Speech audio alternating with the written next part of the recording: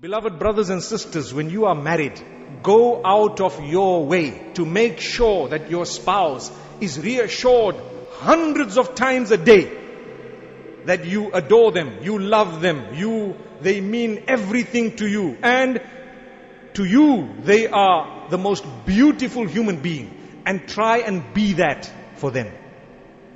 Remember this, because many people take it for granted. You're married, there is a honeymoon for a little while, and once the moon is out of sight, what happens? The honey disappears. Where does she go? Only Allah knows. The problem is, you have been ignoring her. You haven't been talking to her. You don't look at her. You come back from work, you're on your phone, you turn on the telly, you're busy here, you're tired, you read a few things, you're with your friends, come back at 12. Who are you to do that to her? You're supposed to be a spouse. So fulfill the rights of one another, because if you don't, my brothers and sisters, the very fabric of society shall be crumbling, because a home is broken. One broken, two broken. So many homes are broken because we don't realize the responsibility is great. You are married. Come on, that's it. It's over. Now you concentrate on what you have. Your children need you. They need to grow up. They need you to be a figure there for their mother or father. Remember this, my beloved brothers and sisters. So if you're married, go out of your way to make your spouse feel special. Not just tonight, but every night. And not just in Ramadan or Eid. No, every day go out of your way to make your spouse feel special. It is an act of worship to ensure that your spouse feels that you are very closely connected to her or to him. May Allah subhanahu wa ta'ala grant us ease. Let's move on.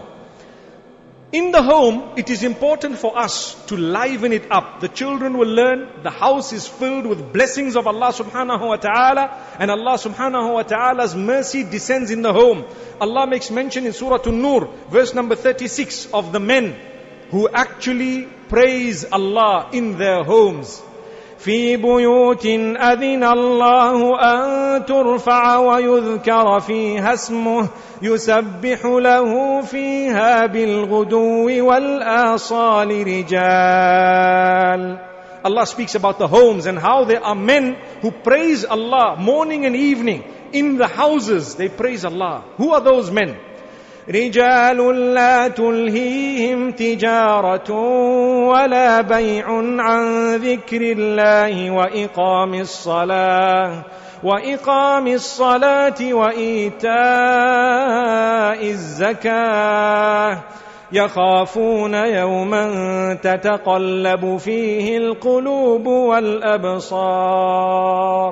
They are the men whom their businesses and their buying and selling does not distract them from the remembrance of Allah subhanahu wa ta'ala.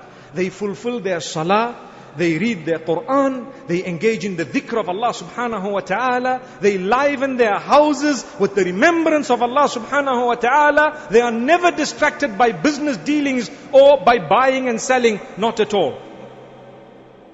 Allah subhanahu wa ta'ala says, they are the ones who fear the day of judgment.